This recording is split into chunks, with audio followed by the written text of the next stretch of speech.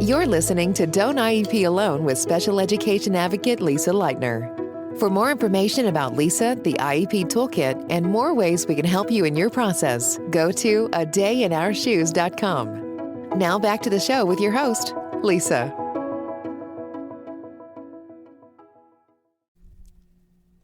Hello, and thank you for tuning in again for another episode of Don't IEP Alone. I'm Lisa Lightner, and we are still talking about IEP evaluations.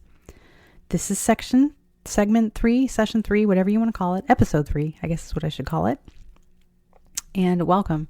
So we talked about requesting evaluations and how to do that. We talked about PTE forms and all that good stuff.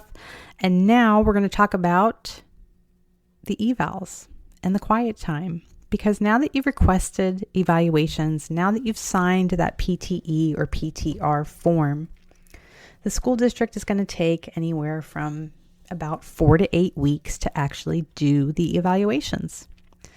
And so we just sit quietly and wait as parents. If you're working with an advocate, this is kind of the time when I get on a very casual contact list with my clients. It's not that constant engagement, constant communication that we have talking about things that are going on, because we're really just waiting. We're waiting for those evaluations. When the evaluations are underway, some of them may contain a parent component, a parent questionnaire, and things like that, parent observations. I would make sure that you take the time to participate to the maximum extent possible. I know you want to. I know in the day-to-day chaos that is most households between kids and work and all that other stuff that we just sometimes forget. And then it's the night before or the day of, and we're like, oh my God, and we're filling it out like on the fly and things like that. So really set aside some time to have meaningful participation if that's being asked of you, or if you have that opportunity as part of the assessment. I used to be, when I first became an advocate, I also became a compliance monitor for the Bureau of Special Education and went around the region doing compliance monitoring for special education. We went to a workshop one time where they bring in like all the compliance monitors, which they used to do, I think, every summer. And they would do this training. And it was just an overview of like, hey, here's some trends that we're seeing out in the field. Here are some common issues that we're seeing be repeated over and over and things like that. I used to have the video on my Facebook page. I don't even know if I still do, because it's like at least 10 years old. But it was the compliance monitor. Now this is Pennsylvania, but the Bureau of Special Ed, they had actually said to us, as far as the timelines, that since in Pennsylvania you have 60 days to evaluate, what their interpretation of that is that the parent has that evaluation report in their hand on day 60. That was their interpretation of that 60-day timeline. I don't know if that still holds true. I do remember during when he said it, somebody was like, can you say that again? And I quick got out my tablet. Like, we didn't even have smartphones then. Like, that's how long ago this was. But I got out my tablet that I had and took a video of him saying it. And I was like, oh my God, you guys, look, like he said day 60, because we were seeing different from that. We were seeing this interpretation of, oh, and then we have 30 days to do this. And, you know, they felt that since they had 30 days to drop the IEP, that included the evaluation report and so on and so on. Anyway, that's the standard that was told to us way back when. I don't know if it still holds true. I don't know what it is in your state. I would say focus on the big picture. If your team is late in getting you this report, I would document it. I would make note of it, but I wouldn't dwell on it. It's good information to have should you find yourself in a dispute.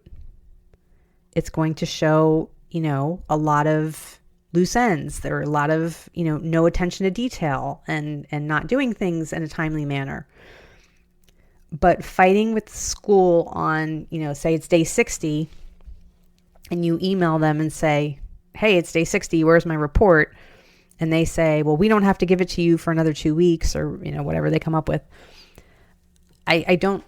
That changes the focus, right? And then if you go into the state regs and you go into IDEA and you say, well, no, it says this. And they say, well, no, it says this. And then you've completely changed the focus.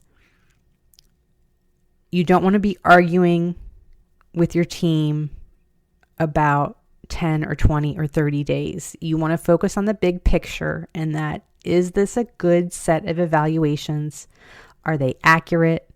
Did they find what you thought they would find? Are they identifying the needs that your child has? And so on. Again, I would make note of it, and I would say, you can send an email that says, hey, it's October 11th, and we'll see, October's not good because we haven't even been in school that long. But, you can send you send an email and you say, on September 1st, I returned that permission to evaluate form. I still have not received a report. Can you let me know when I should expect this? Again, it gives you that data and documentation piece as far as when you handed in the PTE or PTR form and what day it is today, and you still don't have that report. Again, it's good information to have if things get ugly and you need more proof that your school is just kind of negligent in meeting your child's needs. It's good information to have, but I wouldn't argue over it in the moment, especially if your relationship with the team is otherwise good. But you can still ask for it, right? When can I expect this? For an evaluation report the first time, most schools will bring you in for a separate meeting. Many times they still will do this before the IEP meeting. I personally think that's too much information to hear and receive in one day. If you're new to the IEP process and it's that first set of evals, that is a lot to absorb just on its own. And then to go through the whole IEP, you have to decide what's going to work for you and what you're going to agree to. The school is required to provide you with someone who can explain these evaluations to you. I understand it is not always easy to ask for help. I understand why parents don't want to ask for this service, right? We don't want to appear like we don't know. We're afraid it's going to put us at a disadvantage or make us look weak, make us look uninformed. Chances are you have a job or a career that the school psychologist cannot do, right? You have a job or a career that an OT cannot do, that a PT cannot do. So why are you putting this pressure on yourself to do their job, to know and do their job? We're not PTs, we're not OTs, we're not SLPs, we're not school psychologists, we're not reading experts, we're not special ed teachers, we're not any of these things. It's okay to not know what they know. I didn't go to school for 4 years and then a master's and so on to learn these different assessments. They did.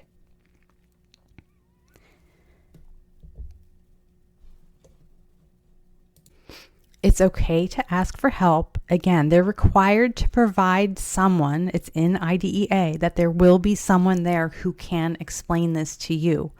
Maybe you need a pre-meeting or a post-meeting to go over this information ahead of time or after the fact. If you go to that first ER meeting and you're like, I really need someone to explain this to me better, it's okay. Schedule another meeting with someone.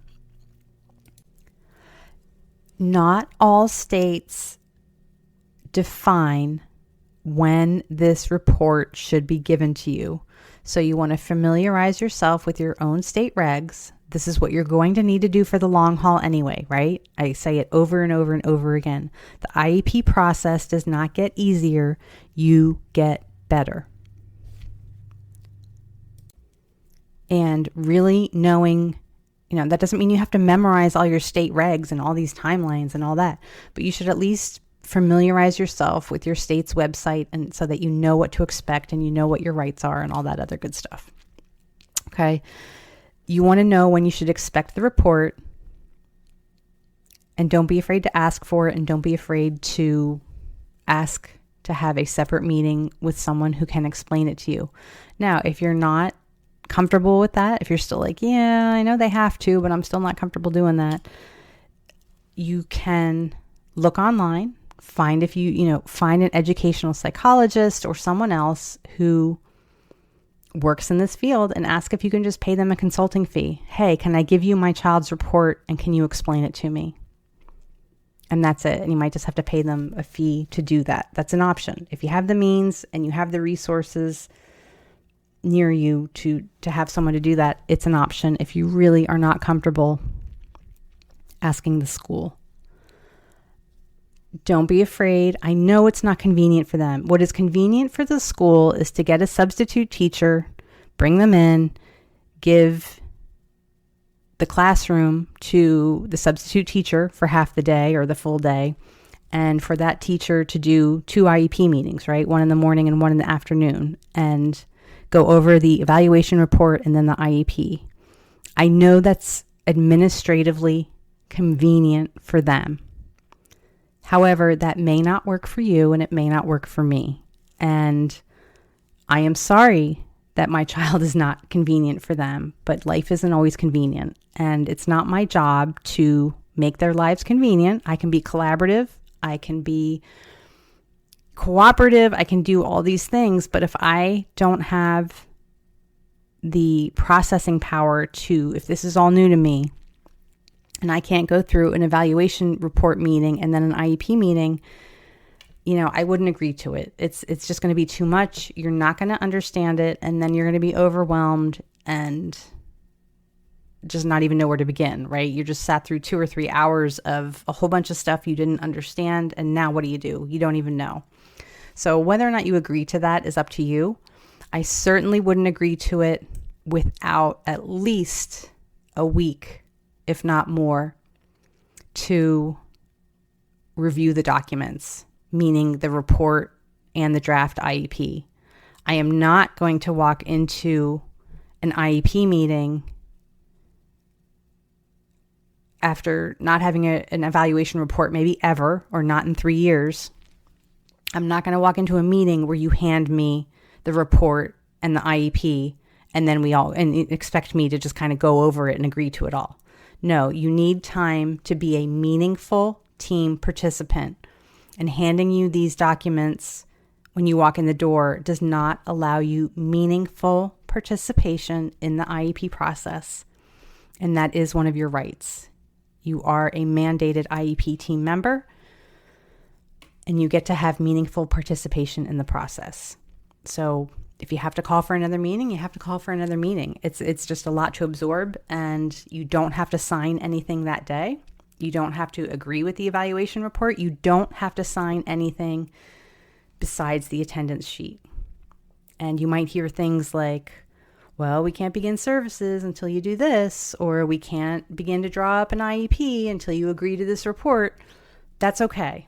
In the big picture, a week or 2 of delayed services is not going to change your child's outcome. Thank you. I want to go home and review this and absorb it. I'll just be signing the attendance sheet today. These might be phrases that are out of your comfort zone. You're going to have to just practice them in the car, in the shower, or wherever. If speaking up and speaking out isn't in your comfort zone, you're going to have to get there because your child's dependent on it. And that doesn't mean we have to be mean and nasty. And I'm not saying disagree with your team on everything. But a lot of times parents are overwhelmed and they're afraid to speak up. And that's okay. You can just pause. Just hit that pause button. You don't have to agree to anything if you're overwhelmed. Thank you, but I'd really like to read this report first. I heard a lot of great information today, and now I need to process it and think about it, and I'll get back to you on, and give them a date. I'll get back to you by Halloween. Okay, you don't have to feel pressure to agree to anything today. I get it. Schools are under a tremendous amount of pressure right now, and I get that. But my kid comes first. My kid only has me to advocate for him. If I don't advocate for him, no one will. It's my job. He's depending on me. Okay, so go to that meeting as you feel comfortable. If it's 2 meetings, if it's 1 long meeting, whatever it is, please do not feel like you can't ask for more meetings or more explanation. You are entitled the ability to be a meaningful IEP team participant. Okay, seek private services, not services for your child, but services for yourself, as far as a child psychologist or whoever, to explain this to you if you need it and you don't want to ask the school. Okay, so something I said I was going to touch on last time and I forgot, and I even had it in my notes, and I was like, well, why did I write that there? And then after I uploaded the episode, I was like, oh, right, that's what I was going to say. We were going to talk about, I said I was going to talk about when a school doesn't have to evaluate your child, right? They're not required to evaluate every child whose parent sends in a request. They can deny your child evaluations. And some of the reasons might surprise you. One is overseas adoptions and English language learners. If the school district believes that your child is behind because of any of these issues, in particular, these overseas adoptions where these kids had a really terrible upbringing in their early years, in really nasty orphanages and things like that. And again, English language learners. The problem I see there is, so first of all, let me go with the overseas adoption piece. Like, it's just pretty, they're not, if you bring a child here from overseas and they just didn't receive education, or they had other issues besides a disability, that can be used to deny evaluations. So you're going to have to be diligent and clever in that, your child might be experiencing trauma, or they might be emotionally disturbed. Like, you can have experienced overseas living and been denied, early childhood education in preschool and have a learning disability, like, if that makes sense. And the same goes for English language learners. Where I live, we have a very large Spanish-speaking population. We have many children here who were born here in this country, but their parents were not. And the children are being denied evaluations based on this whole they're English language learners. Meanwhile, the kids are perfectly bilingual, and it's just the parents who don't speak English. So, fun fact is that you can speak Spanish, English, and still have, ADHD or autism or dyslexia, and on and on and on. So you want to make sure that if you have some of these situations, that you are clear about what you're seeing.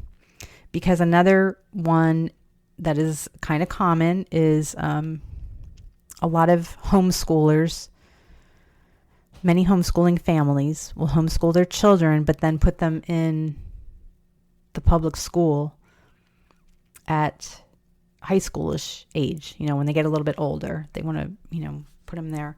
Or if they see a learning disability kind of starting to manifest itself, they might say, well, now we need to get them in the public school because there they can get better services than what I can provide here at home.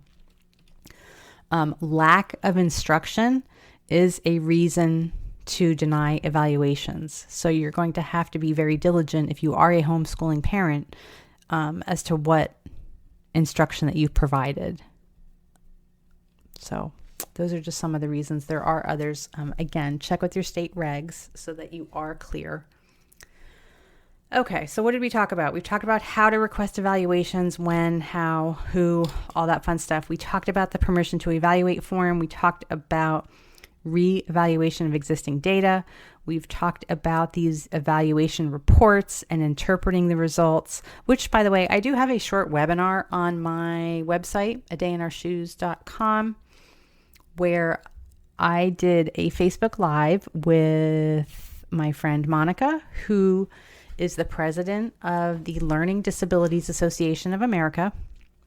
She and I did a webinar together a couple of years ago about how to interpret your child's evaluations. I will link it in the show notes so that you can watch that at a later date if you wish. But again, you are entitled to know this information. It's not just about receiving the report and going to the meeting. You are entitled to be able to understand this information and be a meaningful participant in the process. So we talked about that, right? These evaluation meetings wrapped up with IEP meetings. Yes, no, maybe so. And you know what? We're kind of really getting into the thick of it now. And I'll just say it again. The IEP process does not get better. It doesn't get any easier. My IEP meetings are not any easier today than they were in 2009. I got better. I got informed. I learned the IEP process. That's why they're easy for me. But if you're waiting and you're just kind of sweating it out, going through each year and going through each process and kind of like waiting for it to get easier, I'm here to tell you it's not going to happen. No one's coming to save you. No one. You have to do this yourself.